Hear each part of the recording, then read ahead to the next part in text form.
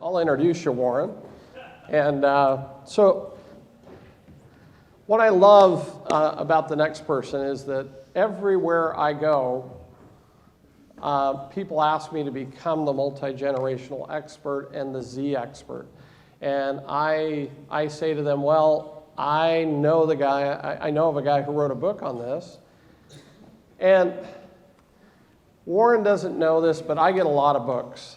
I get probably 30, 40 books sent to me a year, and I never finish most of them. And Warren's book is one I actually read all the way to the end.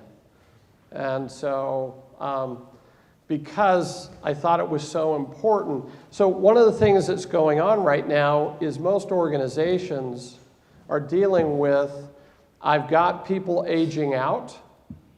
I have the Gen X that's overwhelmed by everything right now. I've got the Millennials who are usually becoming the majority of my organization. And by the way, how do I deal with that? And if you haven't spent like a day with your leadership team on this issue, you're probably not listening to them. And then, if you're not aware, Z is coming.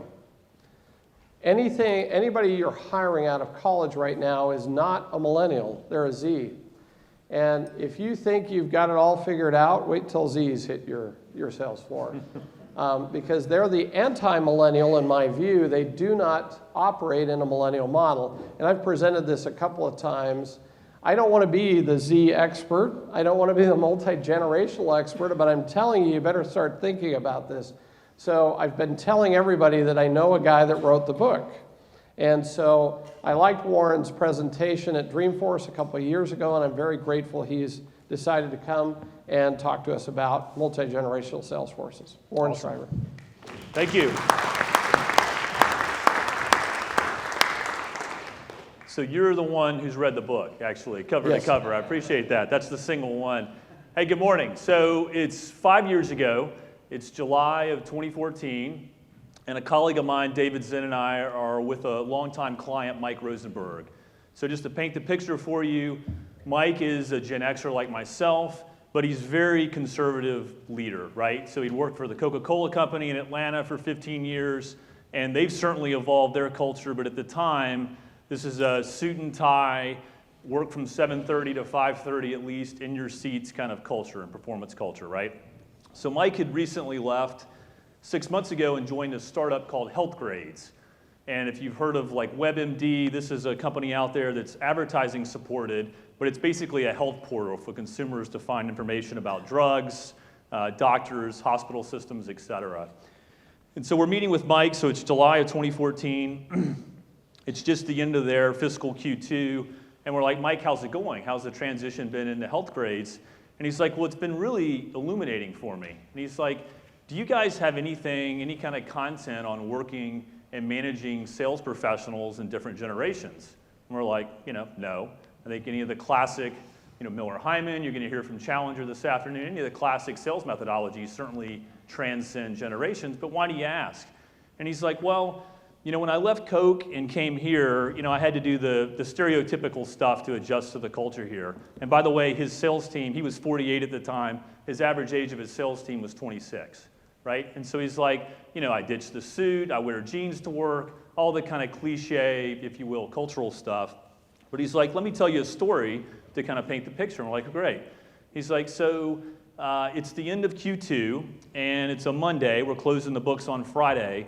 And he's like, one of my team members, Brad from Chicago, texts me and says, hey, I need to go to New York to close a deal later this week. Do I have your approval to book travel? And he's like, sure.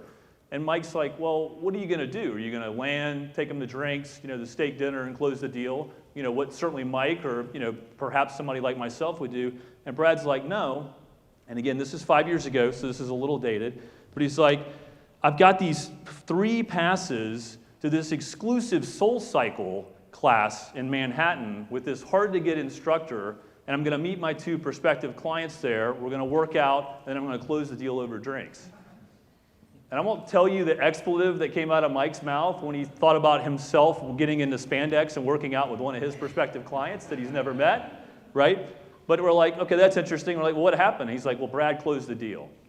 And so he's like getting beyond kind of the cliche stuff. Have you seen anything, or do you have any materials around me as a sales leader? How do I adapt and how do I manage, a team that has different generational driven expectations than I do? And we're like, actually, no, that's really interesting.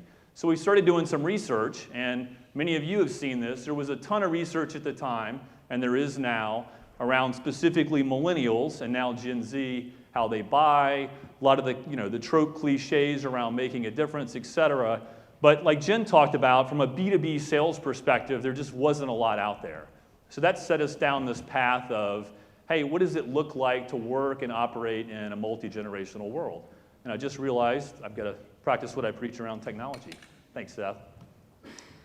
So what I want to share with you today is a little bit of the research that we did, secondary and also primary research from a book perspective, and share with you some of the things that we've learned, some of the impacts.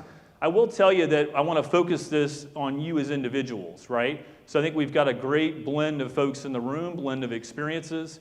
But, so I'm going to focus on how do you apply this yourselves. But I think Jen gave a great example of how are organizations adapting, right? I loved your presentation, and I have to think selfishly, if Jen tried to hire me, she said she's hiring, which I thought was a great, that was a great play to the audience too, I love that. But she's hiring, like I'd be lost in your center without a lot of different training. But I think as you think about, especially for the students in the room, and I've got two older Gen Z daughters, right? Their expectations for what technology, for what some of the sales enabling AI tools that Jen and team have implemented at Microsoft are very different than my generation when I started with Anderson Consulting, which is now Accenture, in 1993, and email was just coming online, right? So very different expectations for what technology can do.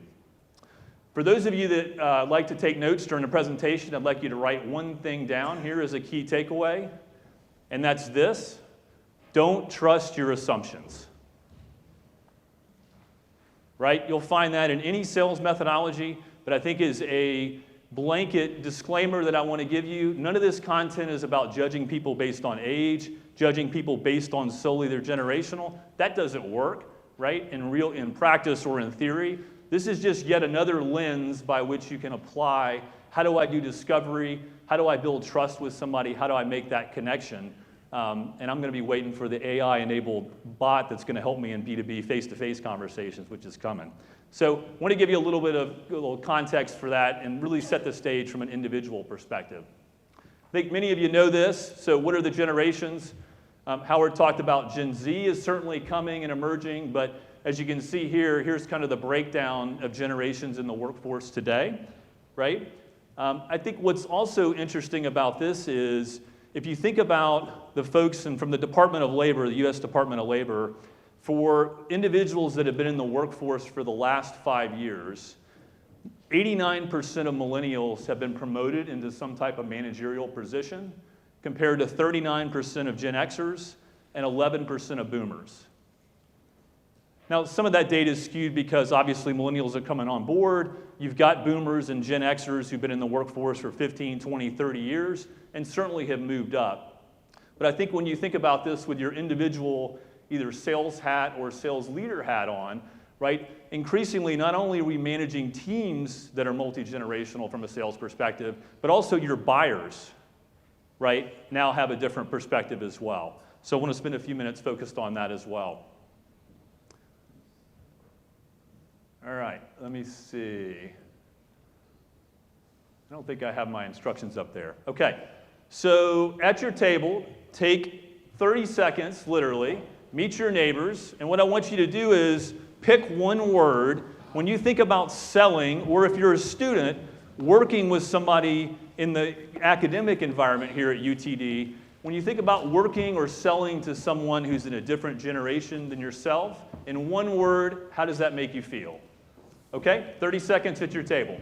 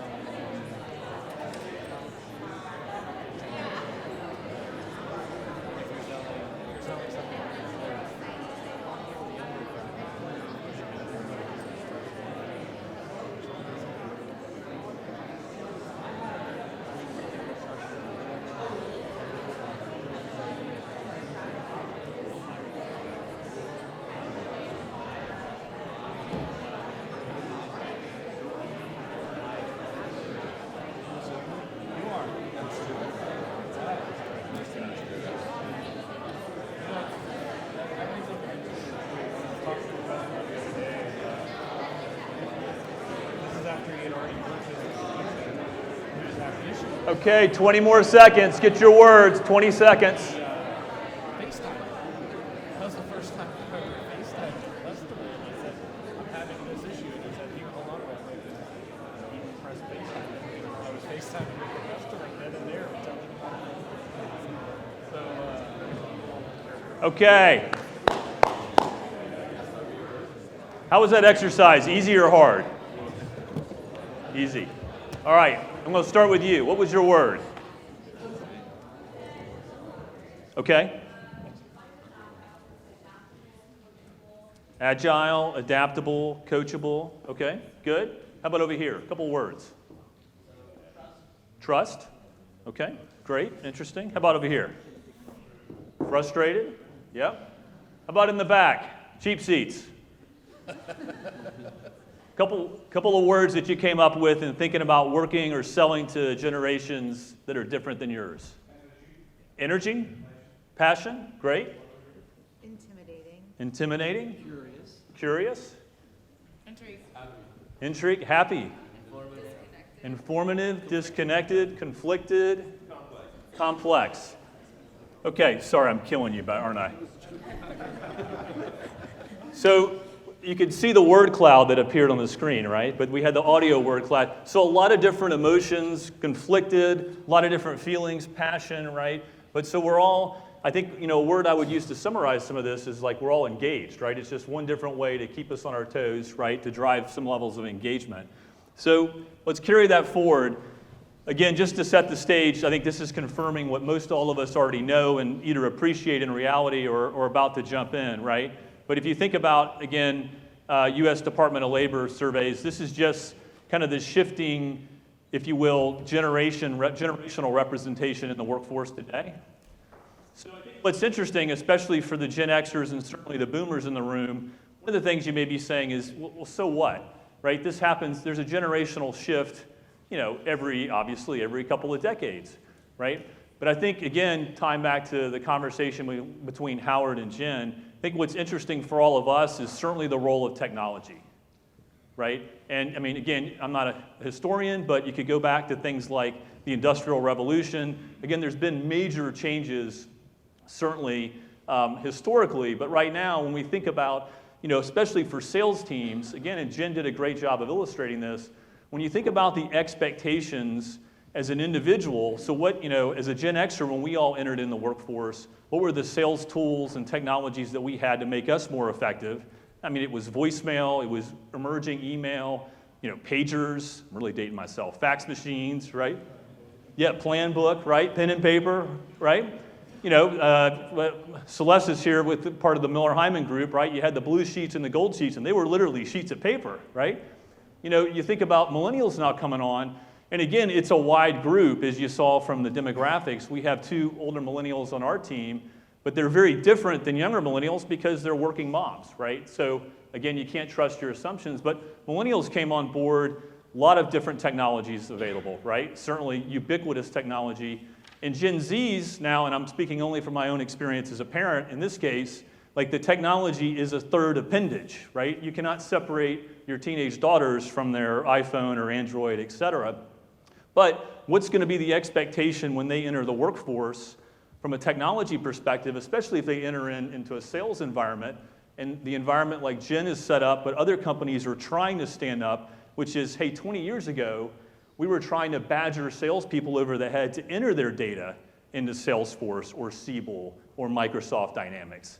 Now, from a sales professional perspective, it's an expectation. Where is the technology that makes me more effective, right? So again, the generations are driving not only different ways in terms of how we work together, which we'll talk about, but also forcing companies and enabling companies to adapt, again, like Microsoft, to really make us as sales professionals more productive more quickly. So I think some of you use the word exciting. I think that's certainly an exciting change for many of us. Okay, another quick discussion. Thank you, Stephanie. We've got some worksheets on the center of your table. Here's what I'd like you to do. And from a demographic perspective in the room, how many folks are current students? Okay, great. How many folks are in an individual contributor sales role today? How about sales manager, sales leadership? Great, we've got a nice blend, okay? So what I want you to do is, in each of your 3 roles, I think for the students, maybe I give you this frame. If you've had an internship, right, think about it from your internship perspective. If you haven't, think about it just in your academic environment of working with others, working with your professors, going through interviews, etc. Use that as your lens for this exercise. What I'd like you to do, you'll see it's a 2-part exercise. So on the front sheet here, first think about kind of your colleagues, if you will. What's the composition of the team, the group, the internship that you had that you're working with? Answer the top half, and then we're going to go to the second half of the first page as well. Think about your clients. So if you're in sales, right, you're in a sales leadership role, think about your team. What's the typical composition of the clients you're selling to? And let's think about some of the impacts there. All right, so do this as an individual for about a minute, and then I'd love for you to share some of your thoughts with the table, and we'll come back together in about 4 minutes. Thank you.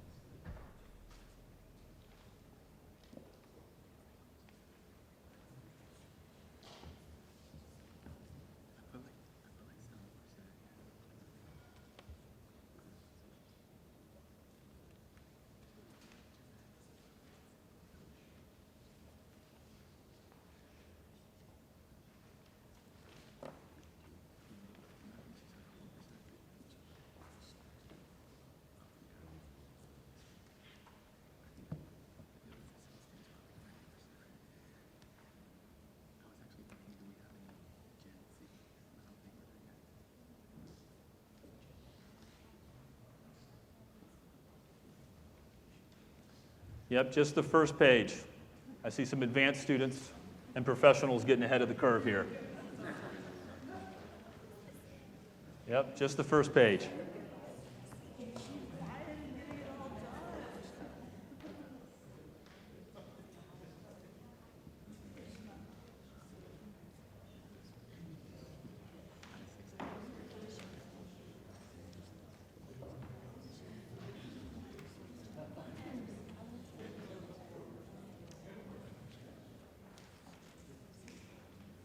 So as you wrap up the first page, please share with your colleagues or fellow students at your table for a few minutes, and then we'll share some overall observations.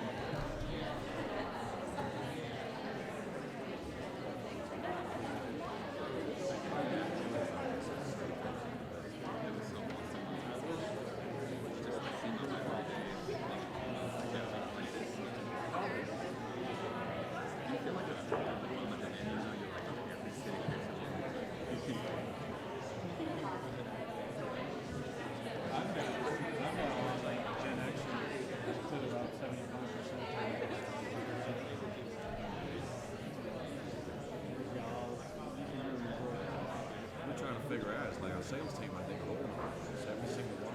I think we have maybe 8, 6. Okay, 1 more minute, please. 1 minute, we'll come back together. And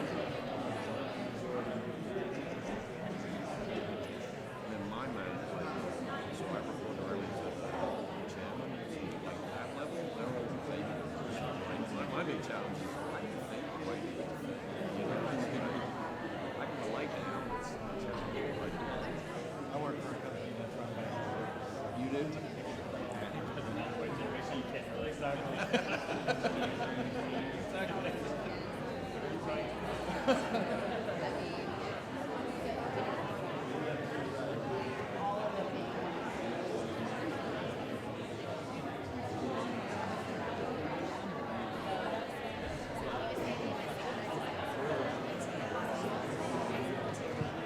Okay. Same question. Easy or hard? Technology and construction technology, same thing. Easy or hard? Who wants to share? Let's get one or two examples. Right back over here. Thank you. What's your name? Hi, my name is Rowan. Morning. Good morning. So which box would you like me to share, the first or the second? If you don't mind, we'll get you to do both since you volunteered. How about that? Okay. Thank you. Okay, you're welcome. So the first one, I would say, from my perspective, I feel like the majority are millennials, and then there is a slightly bigger portion of Gen X than baby boomers, for Okay. example. And for me, I think looking at the differences would affect our collaboration and the speed of change. So if I feel like we're not focusing on being results-oriented or working together, instead of putting all our efforts on the differences and how we feel about each other, just focus on the task at hand and how we can get the job done. Great. And I feel like regardless of what the differences are, your background, your age, whatever it is, if we both have the mentality and it's common where we want to achieve things, that's all that matters. Great. For the second box, I'm currently still in the summit program at IBM. So I'm towards the end of my training, and I will soon be assigned to a technical team. So I still did not work with a client. Okay. But I have a similar value where I feel like even if you deal with a client that is of a different generation, background, or so on, if you know your stuff, if you're competent, if you're confident, I think that's what matters as well. If you come across as not very confident and shaky, then the client will sense that and they will start to focus on what's lacking rather than what you're capable of. Great. Yeah. Well said. Thank you. Thank you.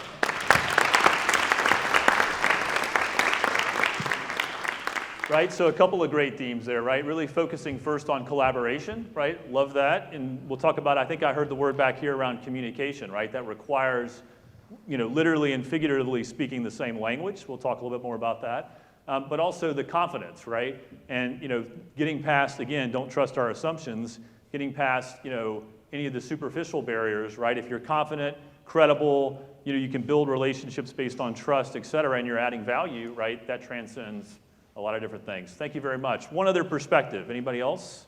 Yes, thank you. Dee.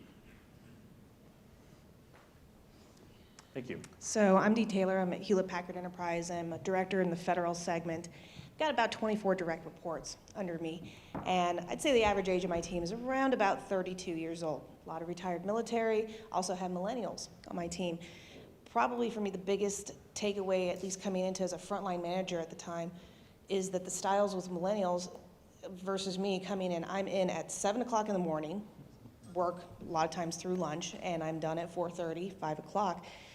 Whereas a lot of my younger team members will take a break at 2, from 2 to 2:45, and then at 4 o'clock they're out the door. But for me, I had to adapt to them and bend to them because guess what? Okay, they're gonna go to the gym, they're done for the day, but are they really done for the day?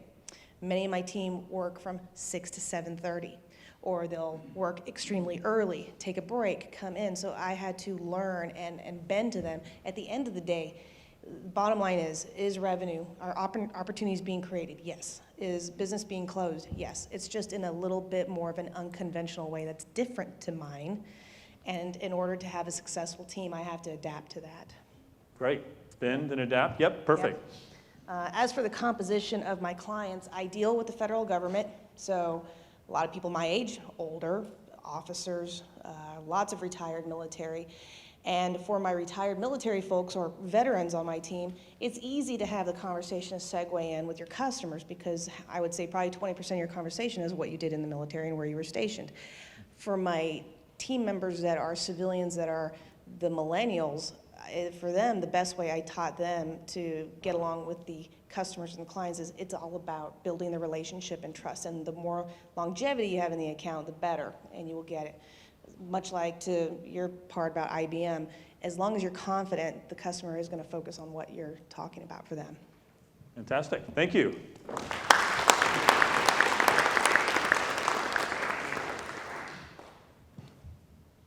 Excellent. So I love a couple things that you said there, especially from a managerial perspective about being, bending, being adaptable, right? I think that certainly covers all of us, whether we're individual sellers, right, or about to be individual sellers, or certainly leaders as well. I think you also used the word trust, right? And so I think one of the things I think that I can reinforce with the group, which many of you appreciate, is, one of the things that we continually see is, humans still buy from humans, right? So there's a lot of companies, there's a lot of technology, a lot of things that we need to do to help us make those connections, to help us build trust, right? To help us deliver value to our clients or even our internal colleagues and customers, right? But I think this is great for your students, Howard, right? There's so many opportunities now to continue to do this, but to do this to be aided by technology, tools, ways of selling, et cetera. So in our research, you'll see up here on the screen, in the number of you mentioned some of these words in our kind of phantom word cloud, but it's really the softer skills, right, that really bubble to the top in terms of when we see folks and ask folks what causes you friction specifically in a sales cycle. It was more of these softer skills like building trust, different communication style, different perhaps work style like Dee or like our friend Mike Rosenberg, right? So, again, just keep this in mind as we talk about our little quick model here around how do you adapt, recognize, and again, adapt from a generational perspective. Defining experiences. So just quickly, shout out, I'm going to skip the second page just to keep us moving. Defining experiences for boomers, either boomers in the room or what you know about boomers. What are some things that happen in the world that might have shaped their experience? What's that? World War II, yep. Certainly for the older boomers. Peace movement, things like Woodstock, things like great economic expansion coupled with interest rate challenges in the 70s and the 80s, right? How about for Gen Xers? Yep, recession in the early 2000s was a big one, the dot-com boom. Again, I'm dating myself. There was this huge thing around Y2K in 1999 that was great if you were in technology sales because there's things we call a compelling event, right? That was certainly a compelling event if there ever was one, at least from a technology sales perspective.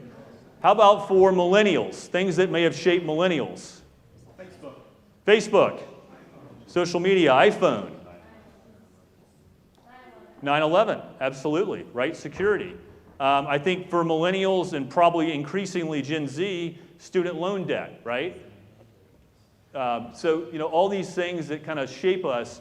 There's a classic line in sales methodology from a guy named Mike Bosworth. Anybody read the book Solution Selling? This is an old classic.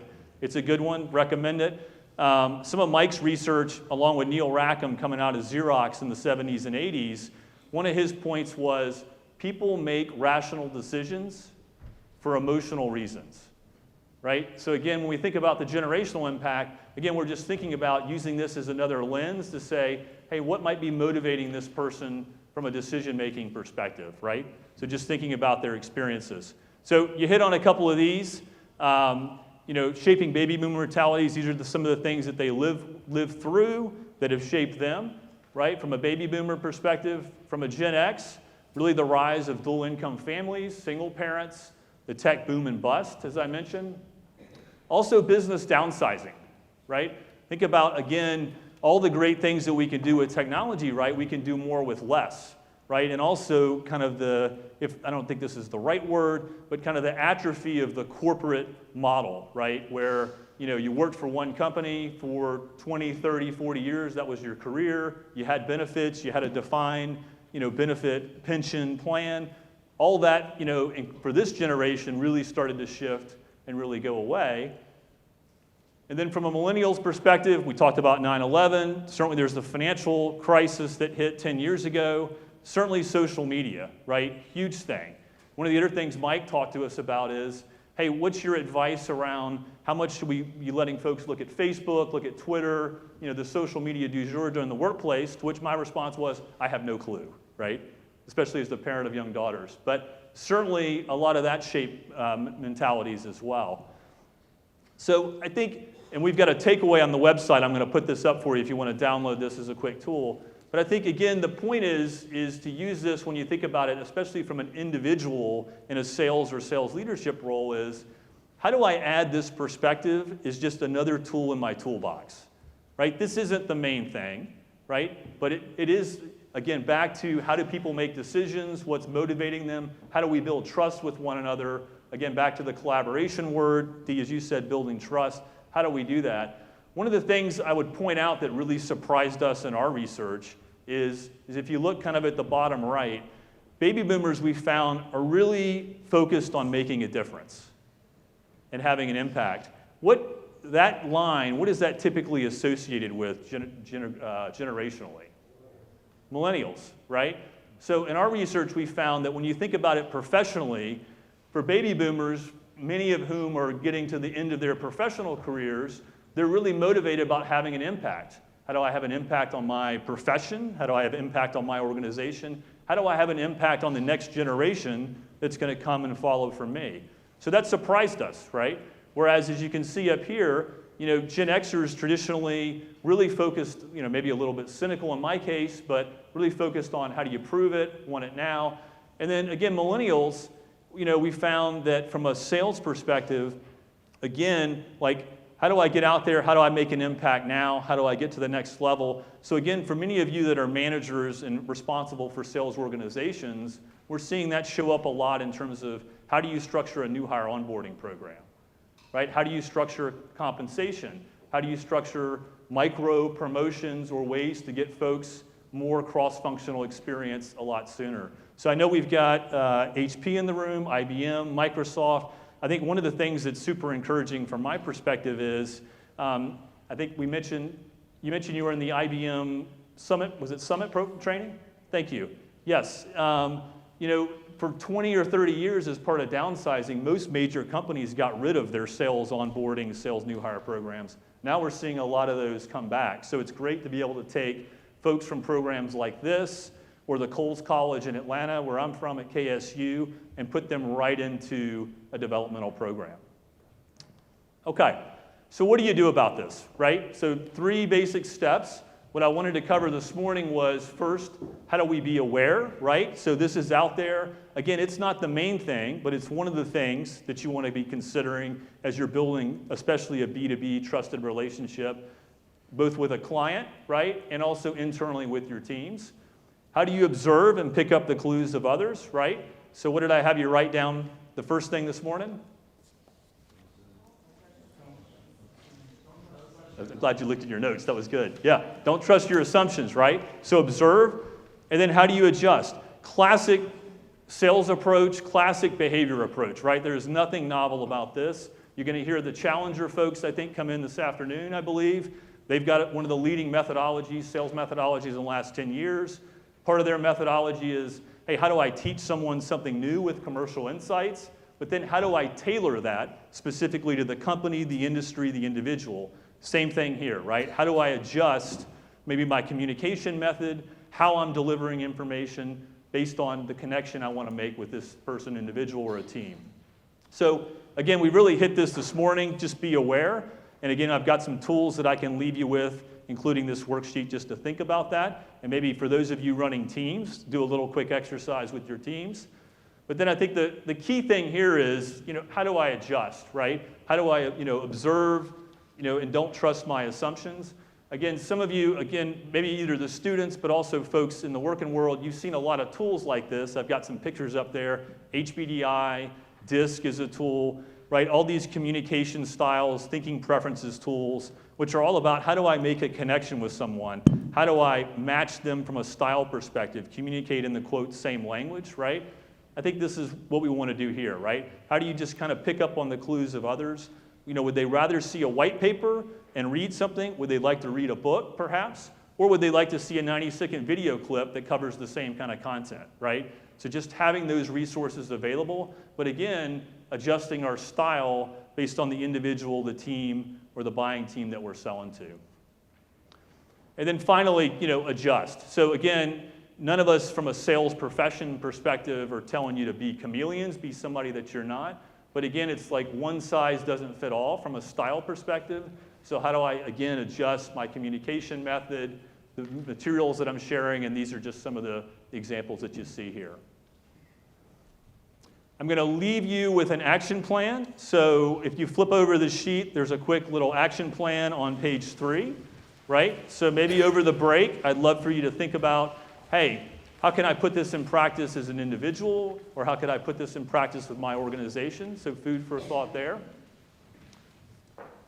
And then I'll give you my contact information, some resources. We've got a microsite, multigenerationalselling.com. You can certainly see the book there. There are a couple of free downloads that have some cheat sheets, summary of the materials that we're talking about here. And I wanted to leave a few minutes for just questions or comments from the group's experience before we go to break. So what questions do you have about what you've seen or maybe not seen this morning? We were stretching. I thought that was, you know, being in a meeting is like being in a live auction sold to the woman in the sweater. Yep, let me. Can you talk a little bit about what you're seeing on Gen Z? I mean, obviously the data is probably still being gathered at this point, but what are some trends that you're able to speak to now? Yeah, great. So the question is, what data or trends are you seeing from a Gen Z perspective for what's available?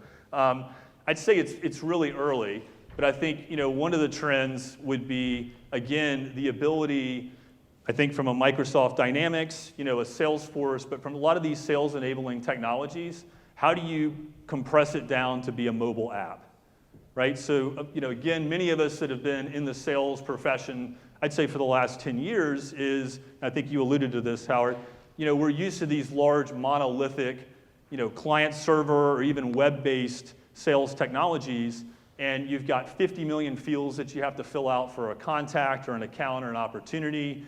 You've got your sales manager who may be asking you to do a side forecast in Excel, right? So I think one of the things that we're seeing, and I think some companies are doing this, especially more kind of startup technology companies, is from a sales enablement perspective, how do I really narrow down both my expectations for what salespeople are reporting and the enablement tools that I'm offering into a much more condensed mobile platform. So I think that's one key thing. I think it's too early to tell, but I think the continuing trend around, you know, how do we motivate and the expectations that we've seen, not just in sales, but in general from a millennial generation entering the workforce, it seems like that's only going to accelerate from a Gen Z. And that goes both ways, and what I'm referring to is, hey, my ability to learn quickly, to advance quickly, and can I do that with your organization, or do I have to go somewhere else? So again, I don't have the latest statistics. I'm sure somebody in the room does, but it seems like in sales, the average turnover or the average lifespan of somebody staying in a sales role is almost less than 2 years now. And of course, in sales, we've always had a performance-based, high turnover model. But to answer your question, I think we would see that even accelerating more with Gen Z. Thank you. What else? Yes. Thank you. Perfect. So this action planning framework is great for upcoming conversations, but when you're looking to really effectively assess yourself continuously while you're building that relationship, what are some steps you can take to make sure you're being proactive in building it in the right manner? Yeah, I think, good question. So I think when you think about ongoing self-assessment, I think, you know, it's just weaving it into pretty much your self-assessment, right? So when you think about your results, you think about your clients. I've got a friend, quick plug, I forgot to introduce myself. I'm based in Atlanta. I've got a friend who knows more about professional services sales than anybody I've ever met. He'd be a good speaker next year. A guy named Mo Bunnell. He's got a website called Bunnell Idea Group. But to answer your question, one of his big things is, how do I manage the top relationships in my life, but really from a B2B perspective, that are going to have the biggest impact for me from a month, a quarter, a year performance? He calls it a protomoi list, which I think protomoi is a Greek word, first among equals. I think that's right. I was an engineer by training, so you're testing my linguistic skills. But to answer your question, I think one idea is continually assessing your sales performance, which all of us would do anyways, but also thinking about from a specific client and a specific individual level, how well am I building the relationship? How well am I building trust? How well am I making these connections? I think evaluating that on a human level is a good way to check this and apply some of this. Because there's things we can't control in sales, right? I can't control, for the most part in many roles, the solutions that I'm selling, the pricing, the value prop, but I can control the connections, the relationships that I'm building to be successful. So I think that'd be a good way to think about it. And I think we are right on time. I think Howard will appreciate this. I don't know if this is PC, but in the sales training industry, we have a saying that says the mind can only absorb what the derriere can endure and the bladder can hold. So I think with that, I'll give you the last word and we'll turn it over to Howard. What is your input on humor when it comes to selling to different What's that? generations? What is your input on humor when it comes to selling to different generations? Great question. I think the short answer is I don't know. I think it's an individual thing, right? I think if you can pull it off and you've got a relationship and you can build trust and build a relationship and a conversation using humor, that's great. I know for me, just as individual, not speaking from a generational perspective, I'm terrible at telling jokes. I'm terrible with humor. In fact, one of my colleagues gave me a book on telling jokes, right? She's like, don't tell any more jokes on stage. So I think it's strictly an individual perspective. Thank you. Thanks very much. You bet.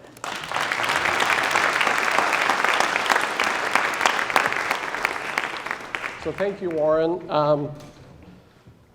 So I think this is going to get more acute. I think Warren's work helps us understand where we've been, and I love that reality that even if you think you've got it figured out internally, you're selling into multi-generational, which is still a challenge, and it's a good conversation to have, and definitely have it internally, and obviously if you need some help, reach out to Warren.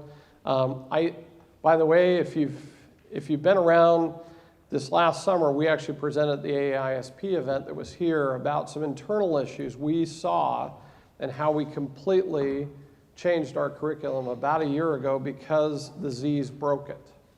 So our existing millennialized model was not working with Z's, period. And so we had to completely revamp the way we went about it. So those of you who are on entry-level higher positions and you're coming right out of collegiate, so if you're doing collegiate selling, you need to be talking to people about what the Z's are looking like, how they're motivated. It's going to start cracking your current onboarding process, and then it's going to break it eventually. Because we still have some millennials left over that are coming out of collegiate hire right now, but mostly Z. And strangely enough, Gartner is a partner of ours. We're not a Gartner partner. They're a partner of ours, which is kind of fun. I spent an hour with the Z expert. They have been interviewing them since they were 10 years old. And so they actually have a lot of data on Zs, but they're not commercializing it yet because they don't understand that sales organizations are about to be disrupted. And so I think they're a couple years away from putting that together with the HR practice and the sales practice. But if you do have a Gartner membership, ask for a debriefing on your Z. Go ask them for the Z expert and ask for a briefing. I think it will help you tremendously. So we're actually at a break. So a half-hour break, and I want to give you motivation to come back. So I'm going to speak. That's not the reason to come back, because I'm going to set the stage for what I think is going to be one of the most exciting events of the day, where we're going to actually have a debate, because it's an election cycle, right? So we've decided that we'd have a debate, and I will kind of introduce that when you come back, but it's fun. We've got two CEOs on two sides of the fence who have flown in from, by the way, two different coasts. It couldn't be better than that, right? So we've got, right after I'm speaking, I'll set the stage with a keynote, and then we'll have Scott Gillum and Chris Spiel. I don't know if we have gloves for them, but we're going to definitely have a fun debate-style indication about kind of whether we should be keeping an SDR and doing cold calling. Maybe we should stop that. And along that area. So hopefully that will be fun. And break is 15 minutes. Yes, so if you'll be back here at 9:45, that would be great. Thank you.